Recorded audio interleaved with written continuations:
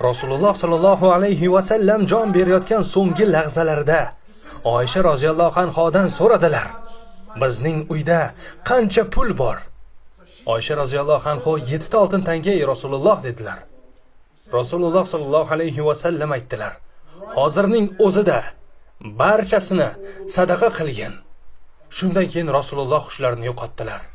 Oysha roziyallohu anha o'yladi: "Faqat 7 ta oltin tanga bor. Uni ham bersam nima qoladi?" Rasululloh sallallohu alayhi va sallam o'zlariga keldilar. "Ey Oysha, o'sha 7 ta tangani nima qilding?" "Ey Allohning payg'ambari, ular hali ham menda", dedi Oysha onamiz.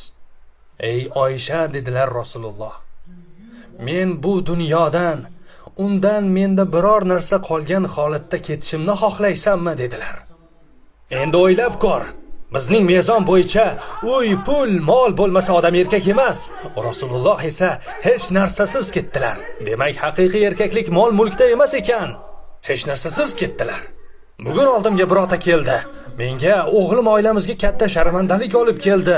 U bizni uyaltiryapti, bizni nomusga o'ldiryapti dedi. Nima bo'ldi? U zino qilib qo'ydimi? Birortasidan yotib qo'ydimi? Nima qildi? Qanday sharmandalik? Qanday uyat? O'g'lingiz qanday ish qildi, amaki, dedim. O'g'lim 35 yoshda, lekin u hanuz uy sotib olmagan. Qaytarib aytaman, men sizlarga kambag'al bo'lish kerak demayapman.